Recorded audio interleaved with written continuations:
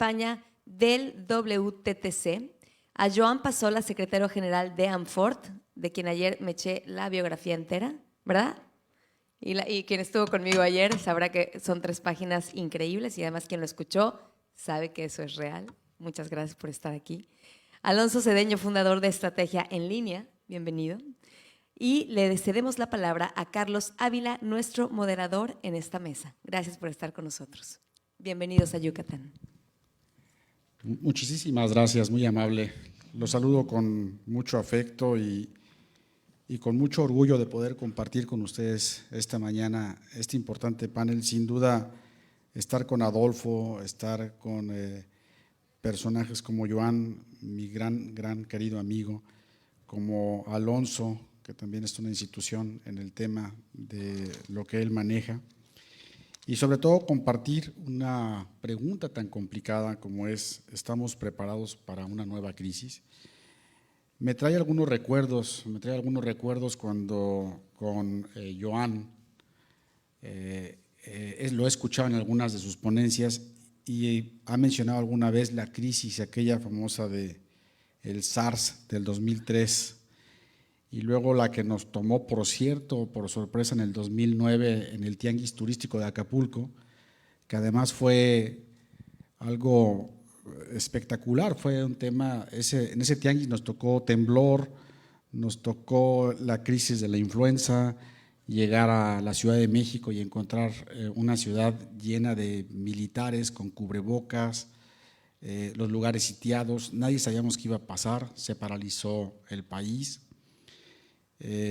Y ahora, bueno, en 2020 el tema del COVID, que nos hizo mover el tianguis turístico hacia el exterior 3 veces, pero hacia el interior les puedo compartir, porque estoy en el comité organizador bajo el mando de Michelle Friedman, 6 veces tuvimos que cambiar las fechas.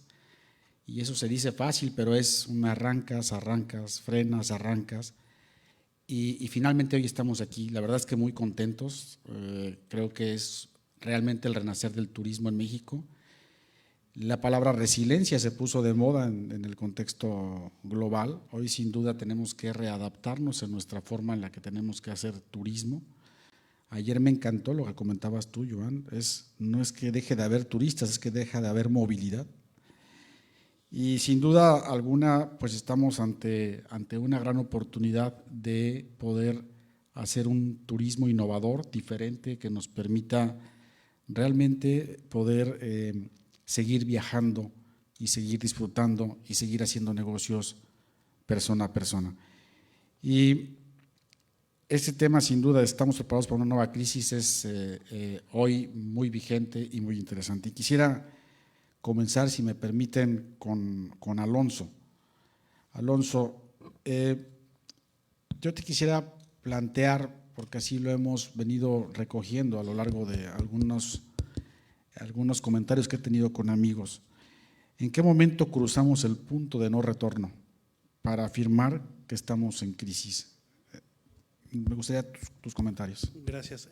Bueno, primero que nada, nuevamente, como lo han dicho todos los panelistas que han estado acá, gracias al gobernador, a la secretaria por la invitación. Felicidades sobre todo por este esfuerzo. Nos tocó verlo, cómo se estaba moviendo y que si se hacía virtual y que si Pueblos Mágicos se hacía virtual y todo. Entonces, la verdad, muchas felicidades y celebramos mucho la iniciativa.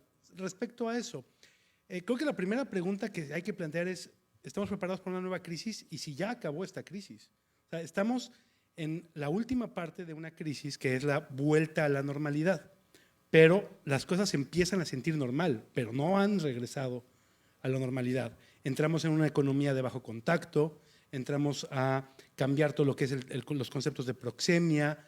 Hay varias cosas que se han modificado, se han retado los modelos de negocio, pero en crisis, cuando estudiamos las fases de evolución de una crisis, siempre hay factores o momentos que son preparativos, hay momentos que son de detonador y hay una respuesta emocional a la crisis que es la que viene a ser el punto de no retorno.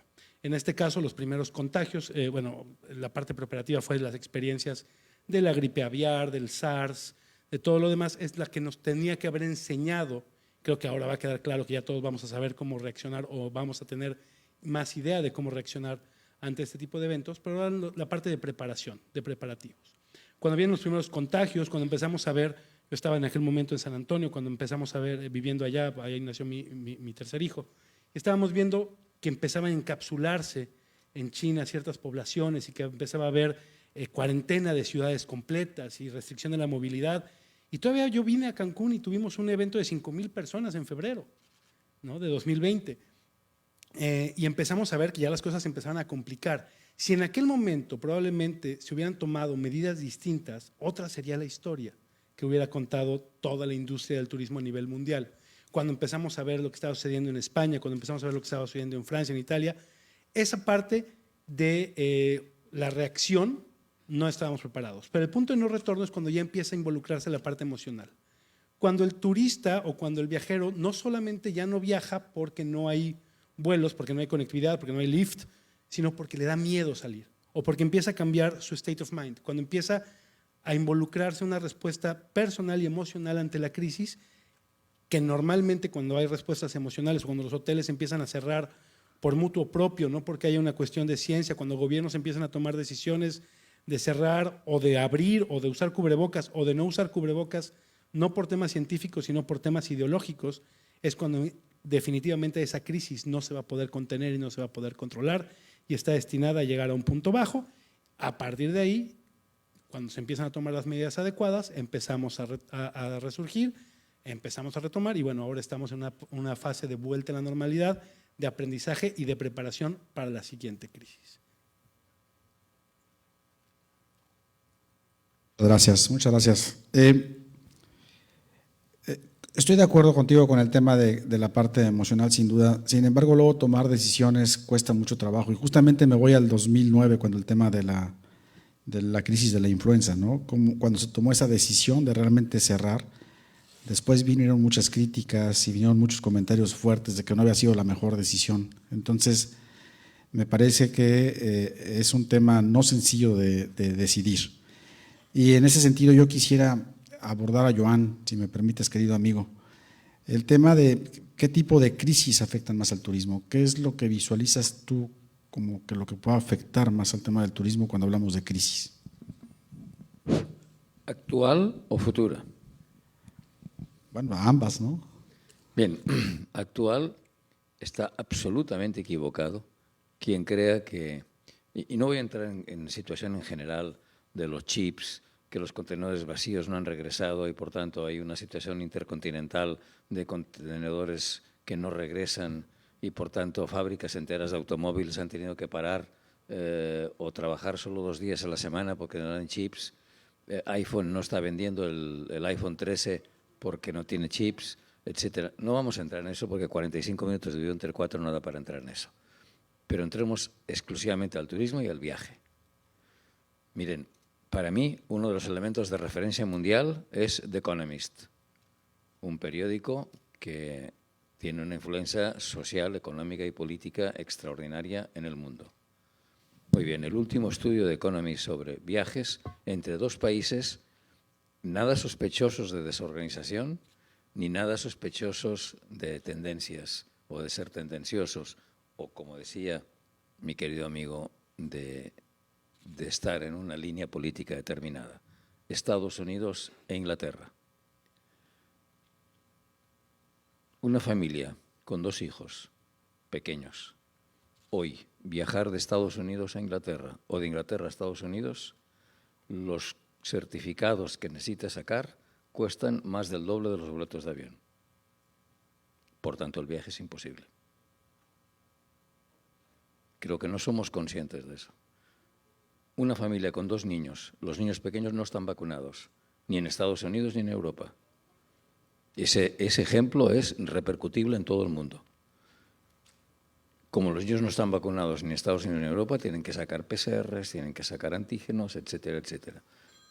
Costo mínimo de 90 a 120 euros, 76 libras, 109 dólares, multiplicado 4 a la salida, 4 a la entrada, 4 a la salida, 4 a la entrada. Eso es el doble del costo de los boletos de avión de los 4. Es el viaje realmente inasumible para un 75-80% de la gente. Por tanto, estoy absolutamente de acuerdo con él. La crisis no ha terminado. No ha terminado, ni muchísimo menos esta.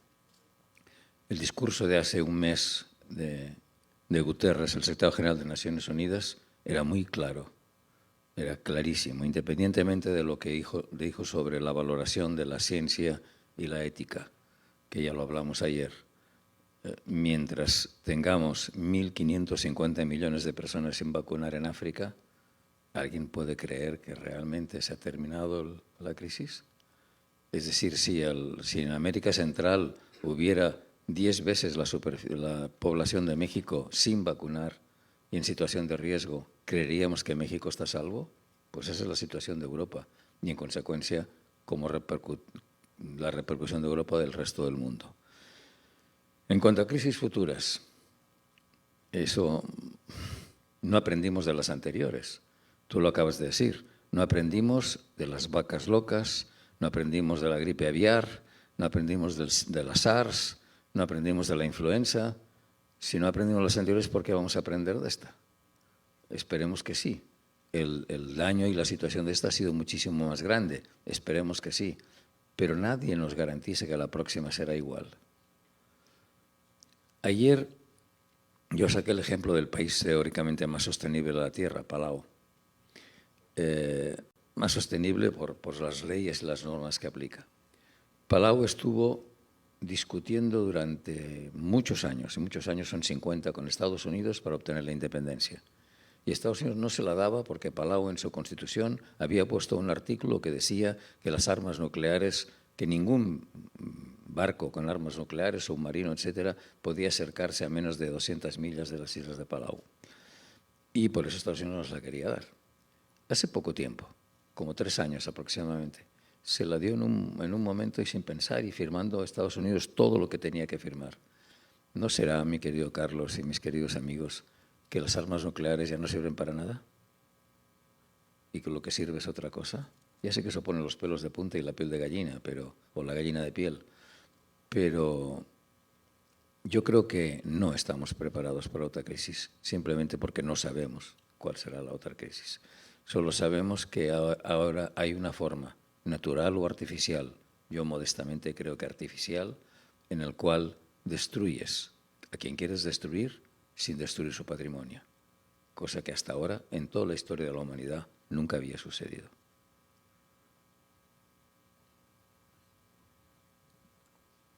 Joan, muchas gracias y sí, sin duda muy interesante el comentario. Yo quisiera ahora abordar a Adolfo. Adolfo, platícanos un poco de cómo impactan las crisis a corto, mediano y largo plazo la competitividad de los destinos turísticos. Creo que tu experiencia, sin duda alguna, puede aportar de manera muy significativa en este tema. Sí, bueno, es un tema muy complejo porque hay muchas clases de crisis, sobre todo el impacto puede ser muy local o regional o mundial, como es el caso de la que estamos viviendo, ¿no?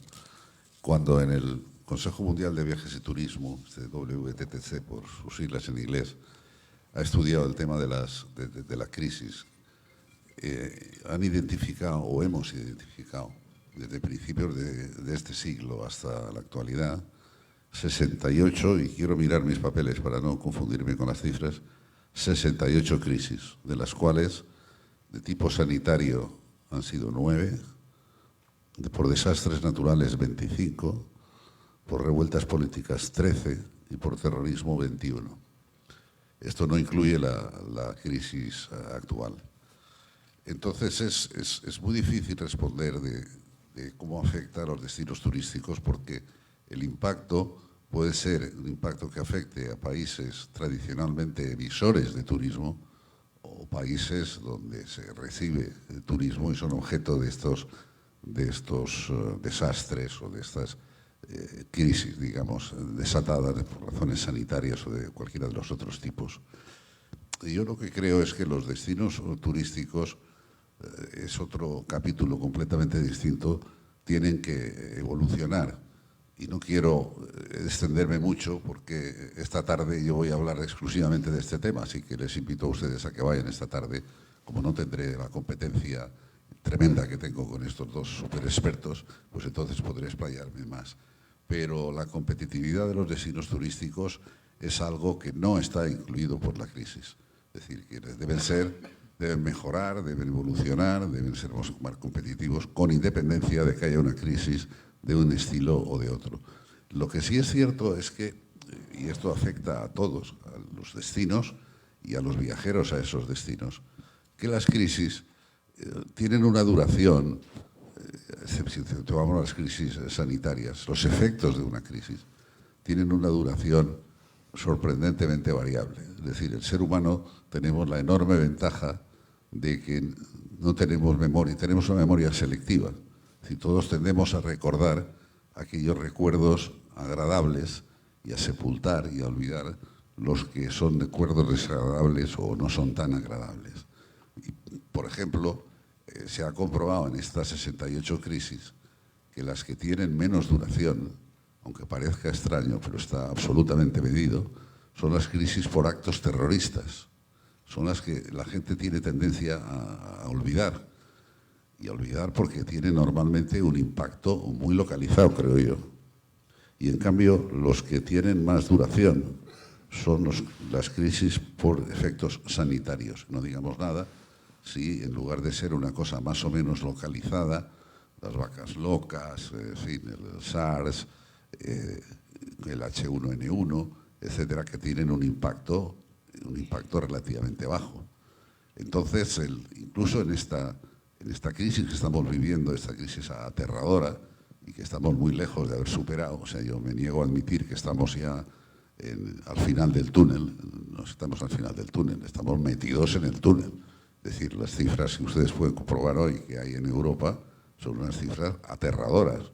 Y yo no soy naturalmente pesimista por naturaleza, sino todo lo contrario. Aunque se dice que un pesimista, como saben ustedes, es un optimista bien informado. Pero no es el caso de decir que estamos superando la crisis. Estamos haciendo un esfuerzo por superar una crisis que en términos turísticos es una crisis de oferta, no una crisis de demanda. Es decir, la demanda de viajar ha permanecido cuando menos estable, si no incrementada.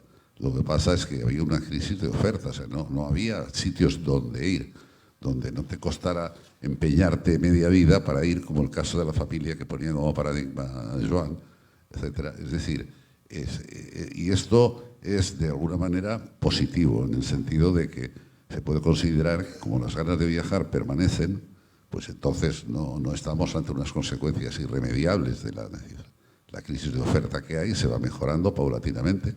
México ha tenido el acierto de mantener la oferta, quizá como ningún otro país dentro del grupo de cabeza de los países a nivel mundial, y no como otros, por ejemplo, Estados Unidos o el Reino Unido, en fin, multitud de países.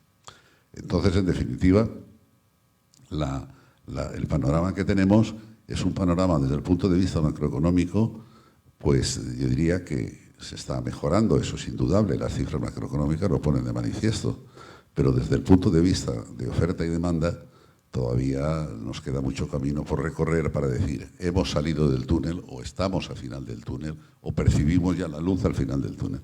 Percibir la luz depende mucho de que el túnel sea recto o sea curvo, porque la perspectiva es completamente distinta.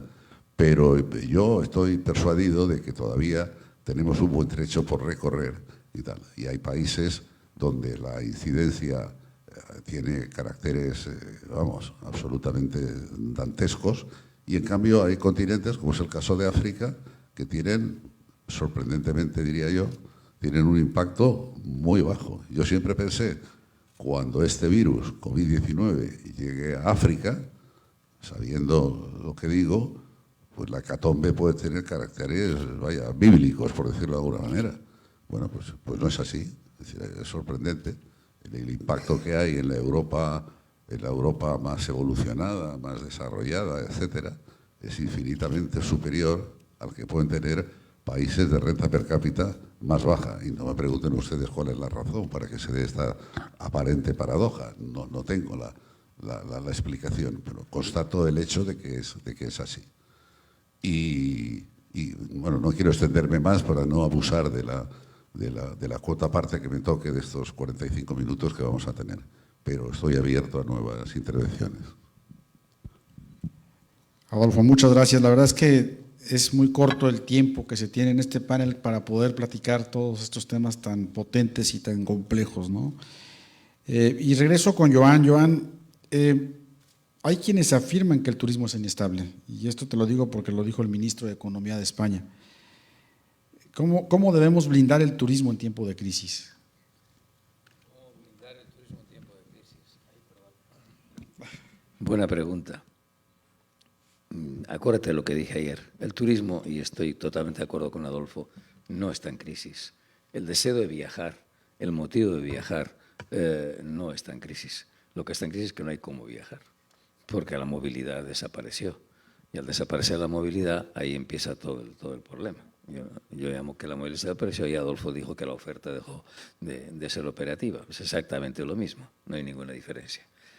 ¿Cómo podemos blindar el turismo? Mira, Confucio decía una y otra vez que la familia y el pueblo que no conoce bien su pasado está obligado a repetirlo con los mismos errores. La humanidad ya vivió una situación así. Curiosamente, cuando agarramos la historia de principios del siglo XX, de hace 100 años, hablamos de los felices 20. Pero los felices 20 no solo fueron felices porque había terminado la Primera Guerra Mundial. Fueron felices porque la humanidad creyó o tomó, agarró sus palabras, la sensación, el concepto psicológico de que había terminado la pandemia más agresiva en cuanto al número de muertos que ha sufrido la humanidad.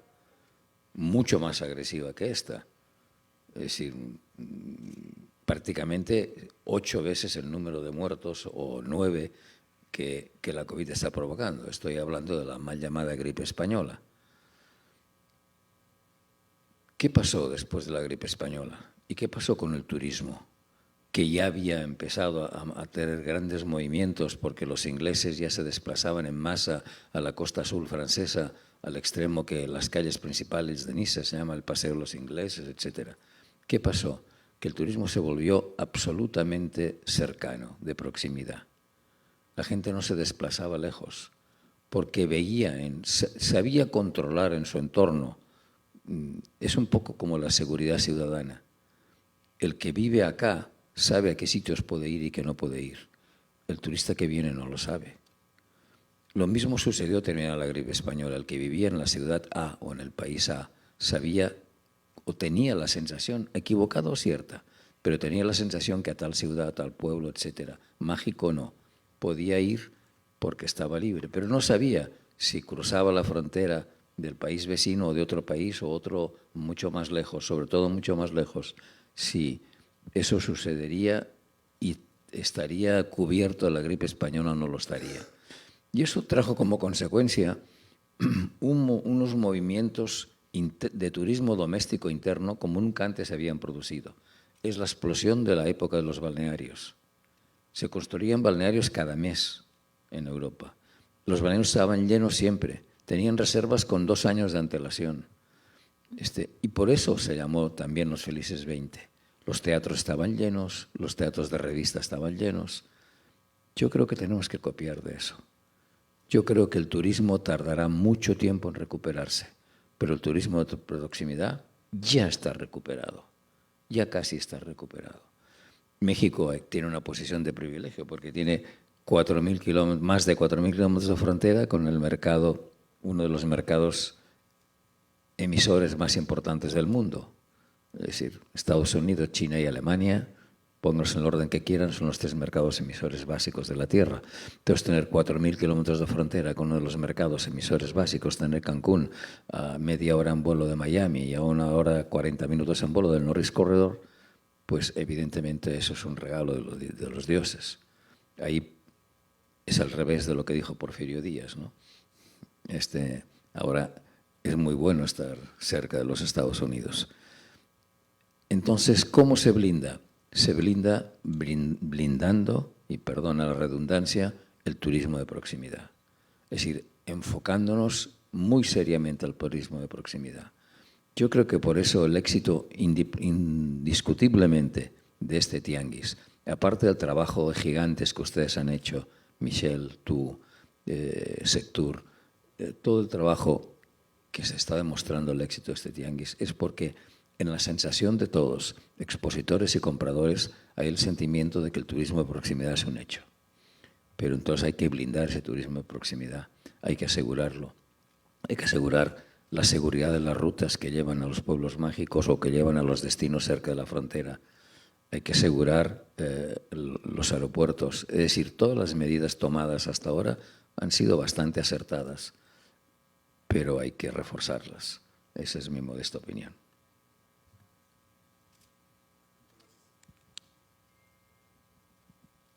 Gracias, Joan, te agradezco mucho. Alonso, hay una pregunta compleja de contestar, pero me parece que ¿quién te manda a ser experto, no?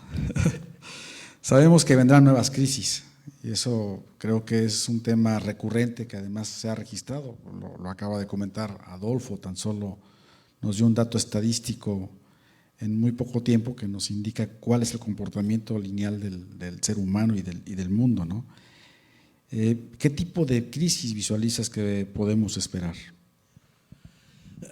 Bueno, a ver, el catálogo de crisis, en el modelo básico de crisis hay 4 orígenes de crisis. Las crisis se catalogan por su origen, ¿no? Las sanitarias, las políticas socioculturales, que son las de terrorismo, seguridad, las geográficas o de desastres naturales. Por ejemplo, estábamos en una crisis de pandemia y tuvimos una temporada de huracanes como nunca había estado. Y tuvimos a ETA y a IOTA, que aquí en la península pegó fuerte, pero en Centroamérica fue básicamente devastador, ¿no? Cerraron los aeropuertos San Pedro Sula, de Tegucigalpa, cerraron por 2 meses San Pedro Sula. Ya no podía recibir ni siquiera ayuda humanitaria para el tema de la pandemia. Entonces, pues la siguiente crisis está a la vuelta de la esquina, aún sin haber terminado esta. ¿Cuál podemos esperar? Pues es una ruleta, cualquiera puede ser. Y ahora tenemos una crisis de percepción en seguridad en algunos destinos. Meteorológicamente seguramente vendrán algunas otras. Entonces, la verdad es que es imposible definirlo. Pero quiero abonar un poquito nada más a lo que acaban de decir. El turismo de proximidad. En 2020, cuando nosotros teníamos una división en la oficina que estaba dedicada a toda la parte de cool hunting, de tendencias para turismo, y lo que hicimos fue dedicar toda esa división. Ya no teníamos, evidentemente nos quedamos sin clientes de turismo, de campañas turísticas, pero lo dedicamos a analizar cuáles eran esas tendencias. Sé que ahorita viene un panel, además con grandes amigos que van a hablar de la ciencia de datos, pero yo me quiero dejar 2 cosas que pasaron, que vimos ahí muy claramente, ¿no? La palabra o el concepto que globalizaba esto, el concepto de friendly, extrañar lugares donde nunca has estado. A nivel internacional se consideró este concepto como lo que venía o lo que iba a rescatar esta crisis.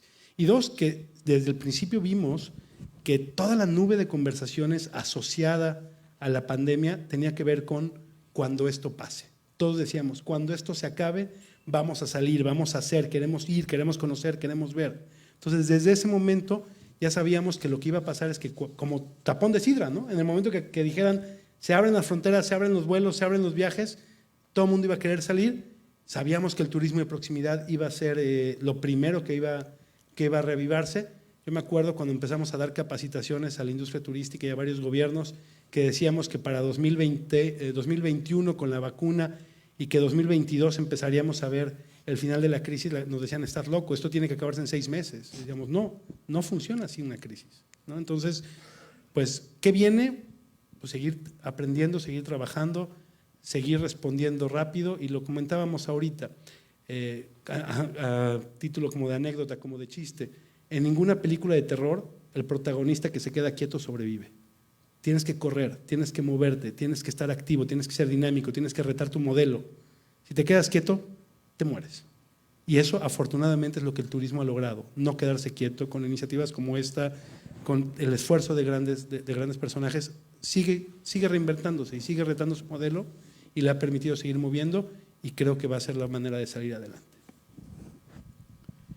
Pues muchas gracias, Alonso. Sin duda coincido contigo. Ese tema de cerrar fronteras me lleva a una pregunta para Adolfo, que tampoco es fácil de contestar, porque sin duda nos daba mucho miedo la movilidad y hoy en día sigue habiendo cierres de fronteras. Y yo te preguntaría, Adolfo, ¿es el turismo causa o efecto de crisis? O sea, ¿es el turismo causa o efecto de crisis? O sea, ¿realmente podemos culpar al tema del turismo en una crisis de estas características que estamos viviendo? No, pero vamos, es una pregunta fácil, no difícil, sino fácil de contestar. El turismo no es la causa de ninguna crisis. Es decir, el turismo es un creador de riqueza y nadie lo duda. Y el turismo tiene se suele decir que el oficio más antiguo del mundo es un determinado oficio. Yo siempre digo, no, el oficio más antiguo del mundo es el turistero, el que era turista. Y no hace falta recurrir a muchos ejemplos, pero ahí está el turismo religioso, que fue en términos casi bíblicos, como decía antes, el turismo deportivo, cuando se hicieron los Juegos Olímpicos en Olimpia. Es decir, el turismo es una cosa central. Por cierto, algunos de ustedes quizá no sepan de dónde viene la palabra turista. Es curioso. ¿De dónde? Pues viene de que en el siglo XIX las familias acomodadas del Reino Unido, a sus herederos, los que podían permitírselo, los enviaban a hacer un viaje por el continente europeo. Es decir, les pagaban que fueran a hacer un tour. Y ahí viene de tour, turista. Y eso es el origen de los cheques de viaje, porque alguien tan espabilado como Thomas Cook, que fue el primero que organizó viajes organizados, pues crea los cheques de viaje para que estos chicos en Italia o en Alemania o en Francia o en España pudieran disponer de dinero para completar el tour, que duraba meses, porque formaba parte de la formación de las clases más pudientes, etcétera. O sea, el turismo sufre las consecuencias de una crisis hasta cierto punto.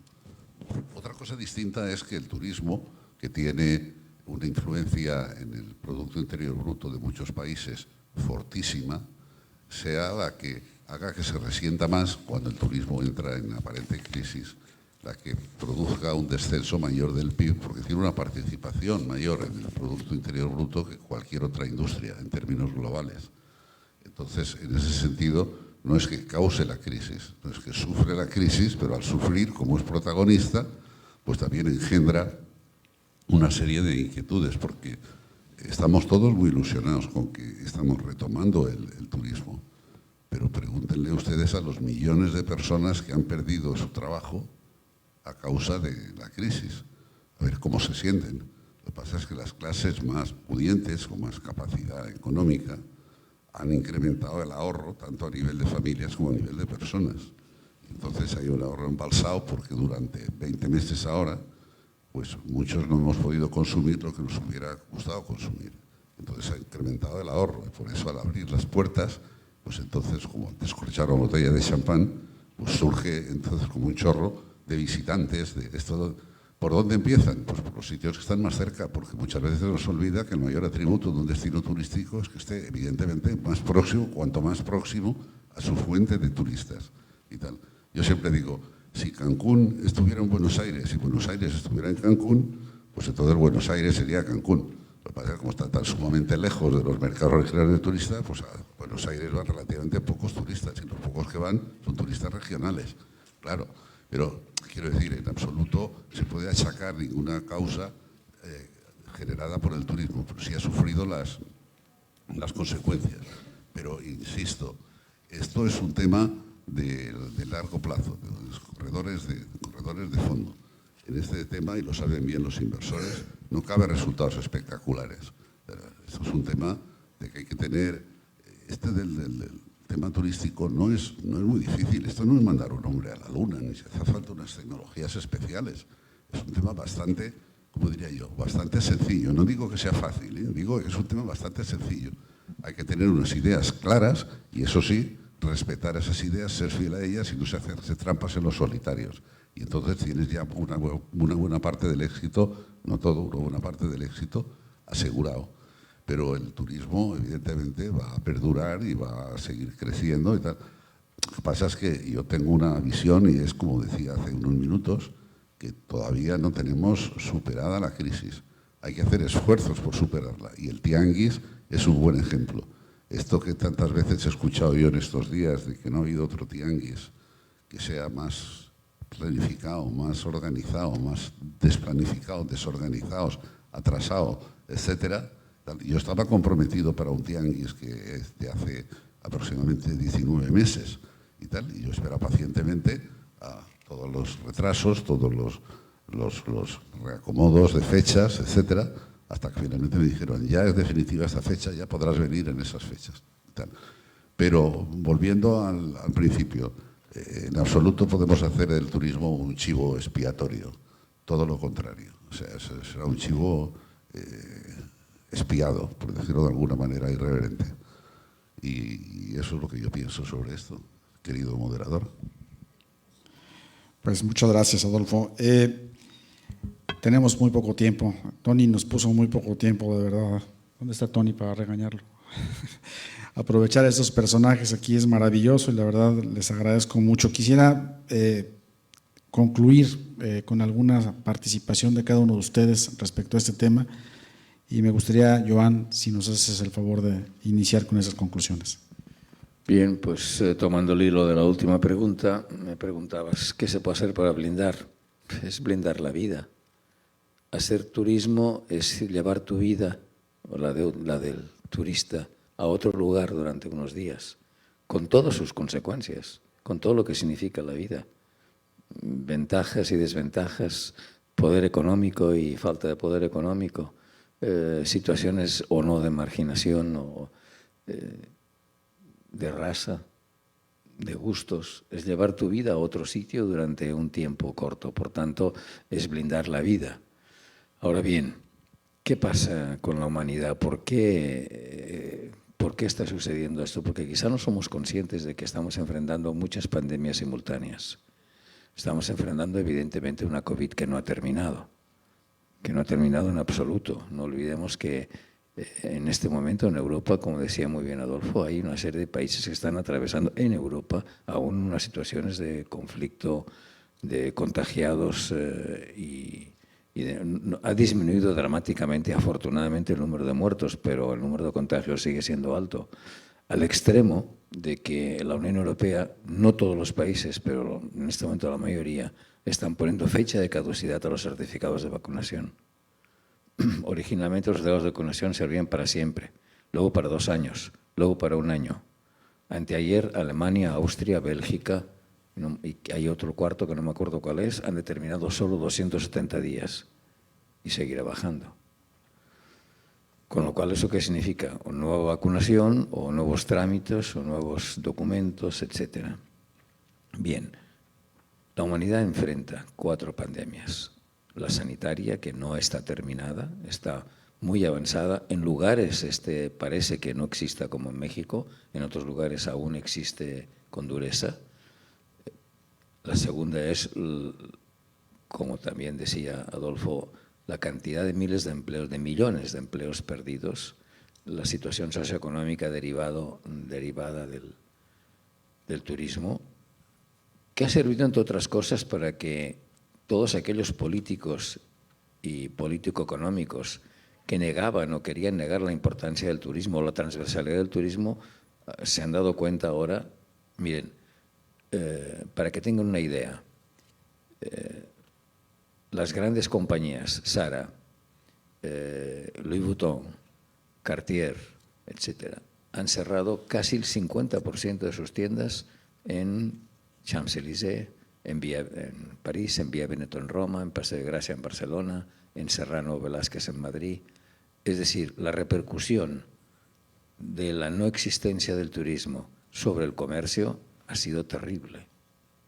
Y no estoy hablando de la industria de restauración, estoy hablando del comercio, el comercio de toda la vida. Y ya no hablemos de que el teletrabajo en casa llegó para quedarse, con lo cual los grandes edificios de oficinas van a disminuir su tamaño y su operación de manera dramática también. Pero hay una tercera, que no hemos hablado estos días casi nada, y aquí no ha salido, una tercera pandemia, que es la crisis climática. Señores, paséense por la cuenca amazónica, paséense por los Andes peruanos, paséense por las islas de la Micronesia y vivirán en su propia carne lo que significa el cambio climático. Y los Alpes y los Pirineos y muchos otros lugares donde vemos que ese incremento de 2 grados está teniendo una afectación pavorosa. La primera vez que fui a trabajar en la Amazonía, el año 1981, el nivel del agua del vaciante al creciente cambiaba 1,20 m, 1,25 m el año que más.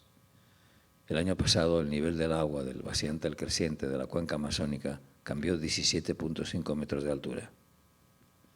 Eso significa no solo la desaparición de poblados, significa hambre, mucha hambre, porque en la cuenca amazónica o con cualquier selva se cultiva solo cerca de los ríos donde hay tierra sedimentada, tierra de sedimentación. Por tanto, ese río crece 17 metros, los bordes se cortan, los árboles caen al borde, se caen y los terrenos de cultivo desaparecen. Y tenemos una cuarta, tan grave como los anteriores, que es la pérdida de valores democráticos en muchos lugares de la tierra. Solo saldremos adelante si hay unión. Solo saldremos adelante si los destinos, en lugar de competir, se apoyan, sobre todo dentro de una misma nación, dentro de un mismo sector geográfico. Solo saldremos adelante si la industria turística se convierte en una gran familia y se apoya, y en general la humanidad. La pérdida de valores democráticos en muchas zonas de la Tierra es otra pandemia de una gravedad pavorosa, cuyo resultado es imprevisible, porque en una situación de crisis con la que vivimos no se resuelve con actitudes dictatoriales, sino se resuelve con actitudes tecnológicas y compartidas. Muchas gracias, Joan. Adolfo, ¿nos das tus conclusiones? Sí, bueno, es difícil hablar de conclusiones cuando el tema del que hablamos no está incluso. Pero lo que quiero subrayar es el hecho, y esto es una llamada quizá más al optimismo que a otra cosa, es decir, se han dado recientemente y durante la pandemia han coincidido 3 hechos muy importantes y que son los que han magnificado toda esta crisis, hablando en términos muy genéricos. Uno es pues, el cambio geopolítico, es decir, la omnipresencia, diría yo, de China en muchos aspectos económicos, por no decir en la totalidad. Eso es un hecho que no se había dado un par de décadas antes. La incidencia del cambio climático tremenda, creciente e insolidaria como respuesta obtenida es otro factor importante. Y por tercera y última causa, la propia pandemia en sí, que tendremos que acostumbrarnos a convivir con este virus, como nos acostumbramos a vivir en su momento con el de la viruela o recientemente con el de la gripe y tal. Todos nos vacunamos, no todos, muchos, de la gripe anualmente. Pues tendremos que acostumbrarnos. Yo me he puesto la tercera dosis hace poco y se la recomiendo a todos los que sean capaces de conseguir la tercera dosis, porque da unos resultados espectaculares. Eso como consejo gratuito y personal. Quiero decir que en un mundo global no hay causas desconexas de otra causa. Es decir, la mayor parte de los componentes de los ordenadores vienen de China. Las cadenas de suministro que se han resentido y se continuarán resintiéndose son cadenas de suministro de destinos muy lejanos. O sea, todas las industrias han ido a comprar donde era más barato, que coincide aproximadamente para Europa, coincide con destinos más lejanos. Pues claro, hay una disrupción en esas cadenas de valor y ya todos buscan más que el outsourcing, el insourcing. Es decir, pero todo está interconectado. Por tanto, conclusiones rápidas, o sea, consecuencias un poco apresuradas, nos pueden cambiar un poco el foco sobre la verdadera raíz del problema, que es muy difícil. Si fuera fácil de diagnosticar, pues no estaríamos aquí discutiendo esto, otros lo hubieran diagnosticado por nosotros.